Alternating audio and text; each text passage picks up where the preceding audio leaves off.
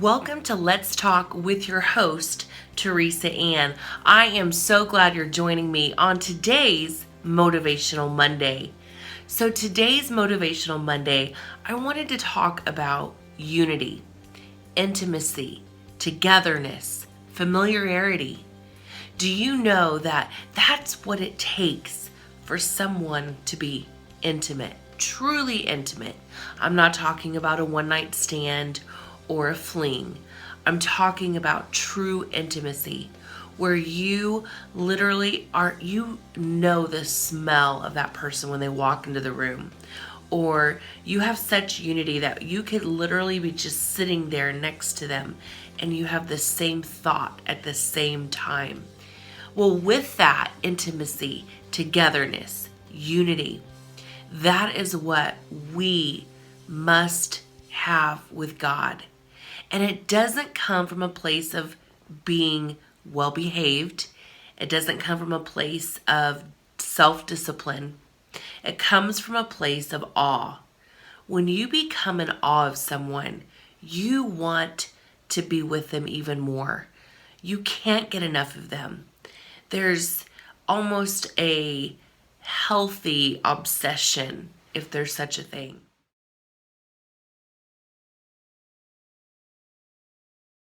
And in that intimacy with God, He's going to bring us into a place where He woos us with His goodness. He doesn't woo us by making records of what we've done wrong. He woos us with His love. Love that is far-reaching.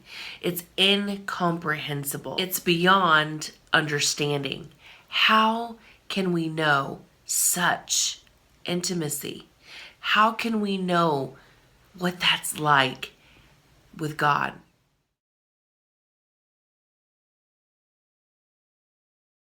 He is the first one who loved us. It says, taste and see that the Lord is good. That you know Him for who He is. Not based on someone else who's tasted and seen how good He is. Not based on a referral of, oh yes, that was so good, you've got to try it. It's where you have tasted, you have seen, you have experienced this love that no matter what, you're no longer focused on behavior and how well you behaved or how much you did or how much you didn't do. With intimacy, everything changes from the inside out. Your behavior automatically changes. Your habits begin to change. You begin to see yourself differently. You begin to see yourself as valuable and worthy. And now because of that, you can see other people that way. You're able to say, okay, God, what you did for me, that's so great, but God, that's not enough. I've got to now express to others, give to them what you've done for me. That's what intimacy does. Intimacy is like experiencing something so beautiful and yummy and tasty that you can't help but share it with others. You can't help but say, oh my God, you've got to have what I just had.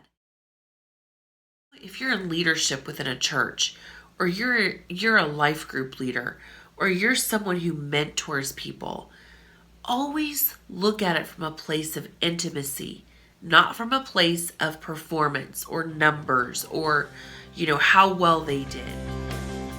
When you stir up the appetite to be intimate with God, you will see numbers go through the roof. You will see productivity like you've never seen before. You will see honorable people just start coming forth, not because they were taught honor, but because they were taught intimacy. And from the place of intimacy, honor comes. From a place of honor, there's loyalty. From a place of loyalty, there's just this beautiful display of the mercy of God extended to one another. Thank you so much for joining me on today's Motivational Monday. Remember, this show is about bold inspiration, revealing God's goodness. Have a great day. Thank you again for joining me on today's Motivational Monday. And remember, this show is about bold inspiration, revealing God's goodness. Have a great day.